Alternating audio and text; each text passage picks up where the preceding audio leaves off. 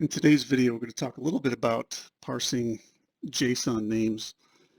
There's a lot of work I do with pulling information. This is an example of pulling down some information where I'm running a batch file. Day-to-day batch file pulls down information each day.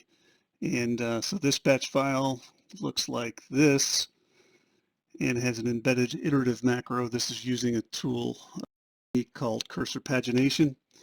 And you've got the iterative macro in here. So there's a lot of activity going on, but basically what I want to show you is in the end, when the data comes back, you have JSON names, can have lots of fields.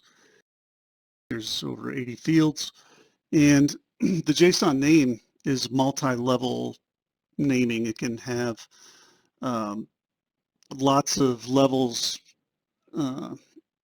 of detail in the name. So the objective here is to take this string, this JSON string, and parse it to grab the last part of the name, and that's what I want to do. So I'm going to show three different methods.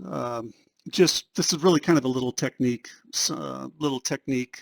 demonstration. The most effective methods are in the right-hand block over here. But the first time I tried it, I thought, I think I could do it one way.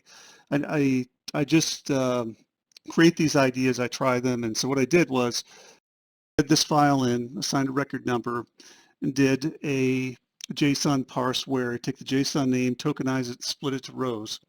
And the regular expression to do that is shown here, where take any letter and number combination with underscore included, and then including a dot after that. So when you run that, you end up with record ID and the parsing of each of these individual components of the name. And I want to find the last one. So in this case, I want to find 4, which is the publisher ID. So then all I have to do is, because of the way I created that parse where I included the dot in all, is basically included the delimiter in every one of those. The only one that doesn't have the delimiter is the last one. And so you just basically filter, keep only the JSON names that do not include the dot. And so when I look at that, sure enough, here's the 80 records. We end up with publisher ID, conversion time, and so on. So that was my first attempt at it, and I was like, that's pretty cool, but I don't have to do that much work. We should be able to simplify it. So I did it, came over here and said, let's do it a different way.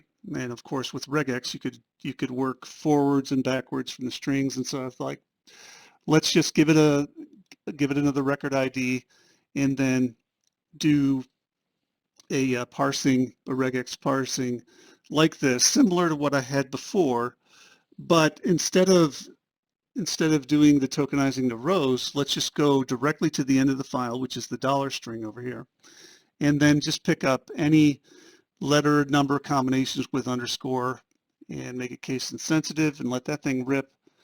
And so if I let this rip, we can take a look at those results.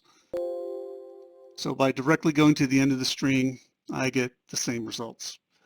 Another way of doing it, instead of having to write that specific regex, is just to use a word. So I did a /w plus starting at the end of the string, and again you get the same results. So either one of these is more effective than this, but sometimes when you're faced with jobs like this, you just don't really know how to get to the best answer right away. What if I wanted to grab something in the middle of this? Then grabbing something in the middle of it, I would want this technique, the first technique. So you just basically have to figure out what you need. If we took this and we didn't tokenize it, we didn't split it to rows and we split it to columns, and we had enough columns in here, then we're going to get a different looking result, where, like, if I wanted to get the first or the second or the third, whichever parameter that I'm interested in, but because we have variable length here, I did it the way that I did it because I was only wanting the end the end string, the end name part of that JSON name. So that's a quick little tutorial for JSON name using regex, and hopefully that'll help you in the future.